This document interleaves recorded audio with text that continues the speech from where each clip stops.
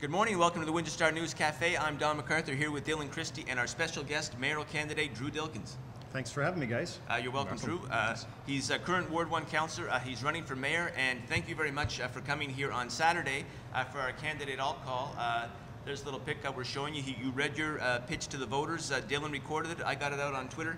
Thank you for coming. It was our Democracy Rocks. And make a quick little pitch now. What did you say, and why should we vote for you? Well, you know what? I effectively went over my plan, went over the history, and just basically told people that there's a clear choice. And on October 27th, the clear choice will be, do you want to move forward? Do you want to build on success, looking at the last 11 years, 8 years since I've been around, and move forward as a city, to be progressive, to be modern? Or do you want to go back to the 1980s with tax and spend days, with property taxes rising 13%? So there's the clear choice, and I basically just enunciated that and went over some of the highlights of the success that we've had as a council in the last 8 years, and you know, told the voters I want to be their mayor, and told them why. Okay, so also came to our Democracy Rocks tour on the weekend. John Milton came in. He freewheeled for 5 minutes, no notes, after opening his campaign HQ. Horwitz, the other guy, sort of front runner in the race, he wasn't here. But you and Milton sort of had a back and forth on Friday. He had a press conference, unveiled some stuff. A few minutes later, you had yours and said he's stealing my numbers.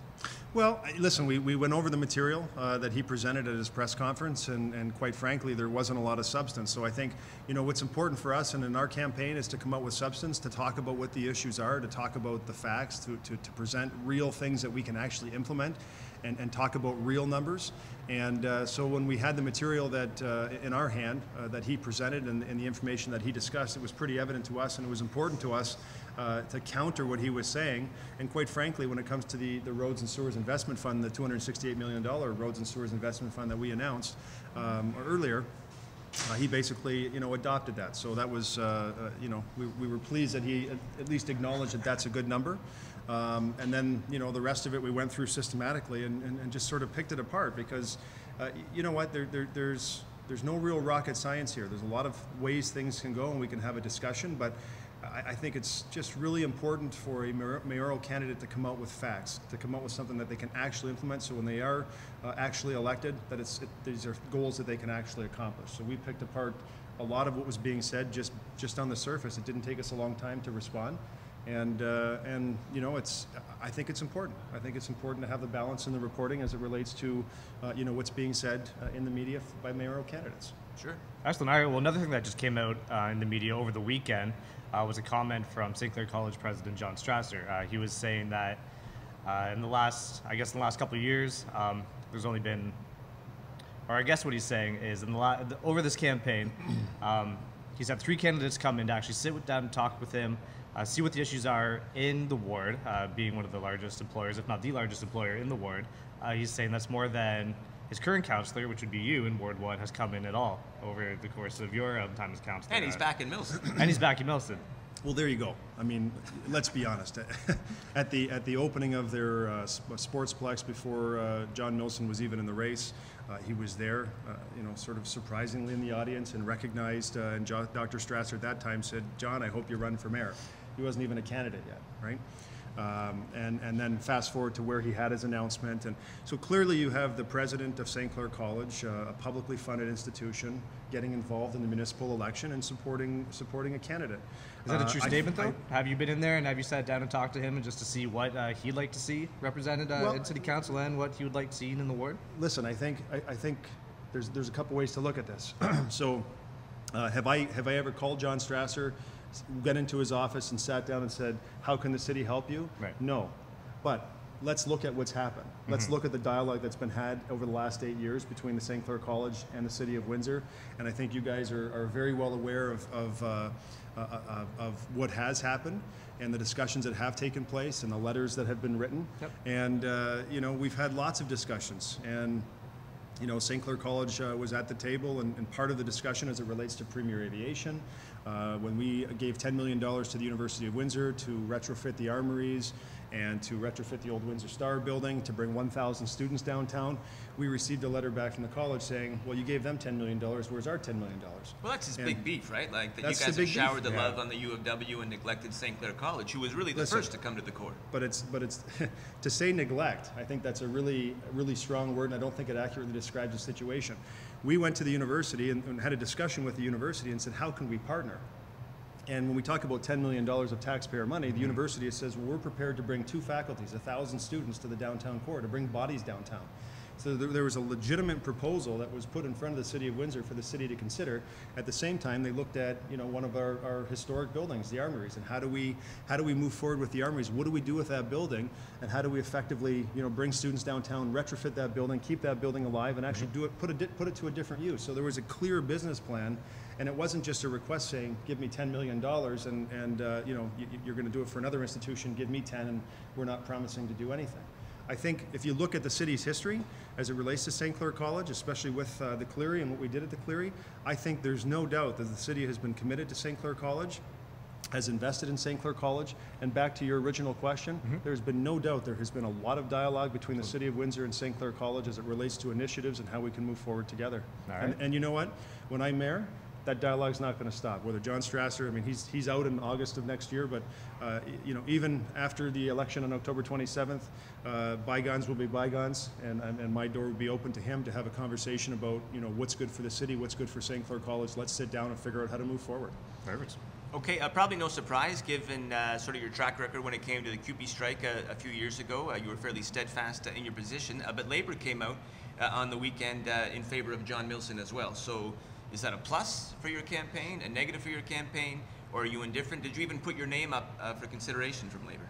No, we never put our name forward. So I know Mr. Milson had Labour endorsement when he ran for mayor in 1989, and so it wasn't a surprise to us. And you know, the fact that he has Labour's support, if that's, you know, we're a grassroots campaign.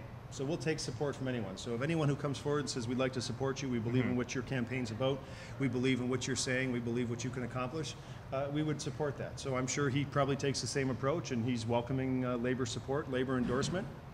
And I know he's been quite clear that he wants to put his arms around Labour. And you know what? That to me was no surprise. Okay.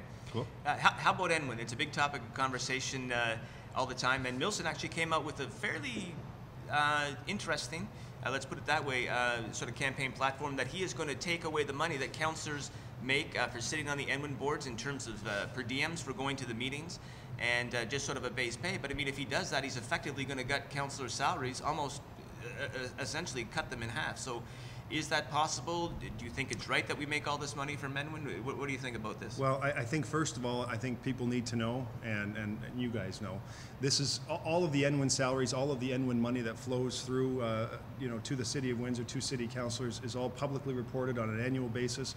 There is no secret here. Everyone understands what the total compensation is for a city councillor. I think last year the total compensation for a city councillor was about $42,000.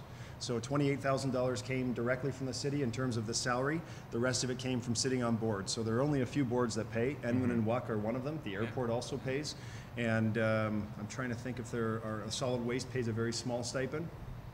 The rest of them, the vast majority don't. Yeah, Enwin and WUC, that's the juice. That's where the money comes from. Those are the vast majority of the residual funds come from Enwin and from WUC. So I think there's a couple things you have to look at. You have to look at, you know, you have to compare the city of Windsor versus adjacent municipalities. So if we took away all of the Enwin and WUC payments, you're going to have a base salary of $28,000 as a city councillor. You know, I'm not here for the money. I'm here because I actually believe in the city and want to do something good for the city. But when you start chipping away at that and leave it at $28,000, I think you're going to attract less candidates, number one, and perhaps candidates who are there for the wrong reason, number two. But you also have to look at the equity. So if you look at what a councillor gets paid in Tecumseh or LaSalle and the city of Windsor, and look at the responsibility that each of us has, it would be way out of whack if you're talking about a $28,000 salary. Now, it's ironic to me that when the mayor, when John Milson was the mayor in 1989, one of the reasons he announced that he was leaving is that he couldn't afford to live on the $77,000 salary that was being paid to the mayor at the time. And that's from the Windsor Star article. So the mayor today makes $86,000 23 years later in base salary from the city. It hasn't gone up dramatically. And so if $77,000 was hard for him 23 years ago, I'm not sure how he's going to survive on $86,000 today. Cool. All right. Well, you mentioned that a lot of your campaign has just been grassroots. You take donations wherever you can get them, support from wherever you can get them. But a big thing has been this listening tour that you've been on. You're sitting down in coffee shops, meeting with people. Can you just kind of tell us how that's been going, what the reception has been like from the people that you have met with? It's been great, and what we've decided to do is twice a week we go to either Tim Hortons or McDonald's. I actually find McDonald's, believe it or not, is a better location great coffee because too. the seniors hang out there, and Tim Hortons, everyone's in and out. Coffee. Well, it's good Yeah. coffee too. I don't drink coffee, so I'll take your word for it. But anyway, McDonald's is a great place. Seniors hang out there. They hang out there for a couple hours, and they just like to sit there and talk. Yeah. And so what we've done twice a week is go to different locations in the city and sit down and have a conversation. So we're hearing great things, different things from different parts of the city. And it's been a lot of fun. It's been a lot of fun to sit down and hear what people have to say. Of course, running a mayoral campaign is much different than a city council campaign. So you have a lot of different inputs, a lot of different ideas from different parts of the city, and it's actually kind of exciting. So I do that twice a week on Tuesdays and on Fridays. And tomorrow, I'm not sure when this is going to air, but tomorrow... In a few minutes after this. We're here in the morning. No one else is here in the newsroom but us. Yeah. Drew came here early. It's going to be up before noon, and eventually we'll be live. Okay, fantastic. So tomorrow we'll be at the McDonald's on Wyandotte Street, just east of Paulette. First thing in the morning, about 8:30 till 10 o'clock, and we just have conversations and hear what people have to say, because as much as we've put a lot of effort into our platform and coming up with the ideas that we have, we also, it's not too late. It's a continuing dialogue. We'll sit down, we'll still meet with people and include their input to the best of our abilities when we hear something that's new and exciting. Okay. So Drew, just to switch gears here for a second, when you're not knocking on doors, when you're not getting another graduate degree, what is it that you do? That hurts. Yeah. That hurts. My thing's golf, man. My thing's family. You have a couple of kids. What is Drew Dilkens when he doesn't have the suit and tie on out looking for votes? What are you up to? Well, I'm a family guy, so first and foremost to me, and I think some people had said, why did you wait so long to get into the campaign? First and foremost was making sure that my family was on board, that the kids were going to be good with this lifestyle, that my wife was going to be was okay with the lifestyle of a politician or a politician's wife, and having that conversation. So for me, it's about family. We do soccer. We're a soccer family, and 5 to 6 nights a week we're out doing travel soccer, both with Caboto and Chicharo. Wow. And so that takes up a lot of time. So when I'm not working, I practice law downtown in Pelisher, so I work a regular job, and then city council in the extra hours, and then when all of that's done, we divide and conquer on 2 different travel soccer teams. All without coffee. All without coffee or pop. I don't drink pop either. Wow, Yeah. I don't know how you do it. Okay, well, anyway, Drew, we just want to put it up on a team for you now, and we thank you for being a guest. Early days yet. We hope you come back, but how's it going so far? What do you want to say to folks? So far, so good. We've been really happy with the campaign. We're getting great feedback across the city, and I've really enjoyed, knocking on doors in different parts of the city and listening to the feedback that we've heard. We're hearing loud and clear that people are pretty happy. They've been pretty darn happy with what's happened here over the last 8 years in the city. No one's ever perfect, so not everyone appreciates every decision we've ever made, but on balance, I think people are pretty happy that we've held the line on taxes, that we've helped diversify the economy, that we've tripled the amount of spending in roads and sewers and infrastructure, and that we've dealt with some of the quality of life issues like the arena, the pool, the Festival Plaza, beautification on Dougal and Howard, some bike lane issues. So we've addressed a lot of those things, and for me, it's just about building on the success and moving forward. Okay, thank you, Drew. We're at the Windsor Star News Cafe.